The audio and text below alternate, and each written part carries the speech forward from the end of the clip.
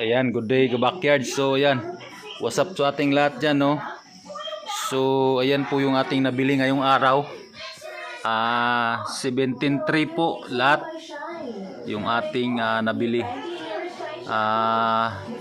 Nagkakalagang 4,000 plus po ito na nabili natin kanina. So ayan yung kalagayan ng ating negosyo po, maliit na business. So ito, ipapakita ko na naman sa inyo yung ating incubator na bagong ginawa. So ito na naman siya, na nag-candle na tayo at ang kalabasan po ay ayan, sa bago nating bumalik na suki ng itlog. Ganyan po yung kinalalabasan, no? Marami po tayong Pinoy na nakuha na naman. So ito April 24, ayan, kahapon. And then ito yung 19. So makikita mo nyo, talagang maraming Pinoy yung nakuha natin, na yung bumabalik sa atin na nagsusupply ng itlog, kasi tumigil nga sa pangitlog yung kanilang bibi o itik, kasi walang cropping ng palay sa amin ngayong buwan.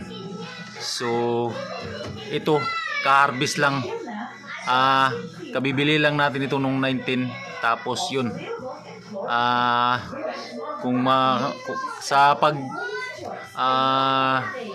sa pagbaliktad ng itlog ay mapapansin na natin maraming talagang Pinoy. Kunti lang yung medyo dumilim na makikita natin. So dito sa baba, ayan, tapos na nating makandil to. Ayan po yung kinalalabasan. Ayan, tapos na po yan. Pati yung dito banda, ayan. Bali dalawang tray na lang yung hindi natin nakandil, yung ito 19 tsaka itong kahapon 24, April 24. So ayan, sana po ay tuloy-tuloy pa rin yung ating yung pagbabalot. Sana magtagumpay tayo rito sa ating malaking incubator. So bali, ngayong araw ay magsasalang tayo ng itlog, yung bagong bili natin, upang masubukan natin yung ating kumbaga dito natin isaling yung ating biniling itlog dun sa ating talagang bultuan na suki, yung bultuan nating binibilihan na itlog, upang masubukan natin kung talagang mabuti nga yung rate sa pagbalot dito sa ating incubator, no? So ayan, bali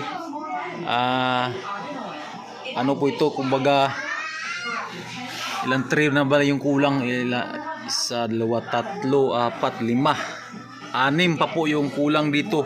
Pito, kasama yung nasa baba. Itong tray yung kulang dito. Maglalagay tayo rito ng bali isang tray din, upang masubukan natin yung kanyang rate, kung talagang maganda nga yung kalalabasan. So ayan lang po yung ating kinalabasan ngayong araw nung sa ating nakandil. Talagang marami po talagang Pinoy. Hindi talaga maiwasan, kasi nga kababalik lang sa pangingitlog. Siguro sa mga maraming dahilan din po, kumbaga sa sobrang init ng panahon, o di kaya nagsabi kasi sa atin yung may-ari ng itik na nabawasan daw ng lalaki yung kanyang itikan. Yun siguro din yung isa sa mga dahilan kung bakit maraming Pinoy yung ating na nakuha. May mga ilan patay na nakuha din natin, pero hindi naman parang normal lang din sa pagbabalot na ganun yung nakukuha nating may kunting namamatay. mangilan-ngilan. So ayan. So pinapakita ko lang sa inyo kung sa pagbabalot ay hindi naman talaga perfect yung pagbabalot, no. May namamatay. Ang ano lang diyan, kapag maraming Pinoy, dun medyo kunti yung kikitain natin sa pagbabalot. So papakasilip ko rin sa inyo yung ating isang incubator. Ayan. Ito po yung isa nating incubator na kulang ng 2 tray. Nabawasan natin ng 2 tray, no, yung sa taas na bahagi na ibenta na natin. So ayan po yung 8 tray na nakasalang dyan. Ayan. So sana ay ganito din yung kalalabasan ng malaking incubator na ginawa natin upang magiging success yung ating pagbabalot po. So ayan, sana magustuhan niyo yung ating medyo kunting pag-share ng kaalaman sa ating video. So please po like and subscribe to our new channel. Ayan, sumindi yung ilaw.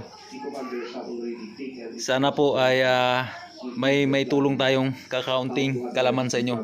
So God bless po sa ating lahat at happy farming po. At magbibenta na tayo ng balot sa ating pinagtatrabuhan. So God bless po. Bye-bye.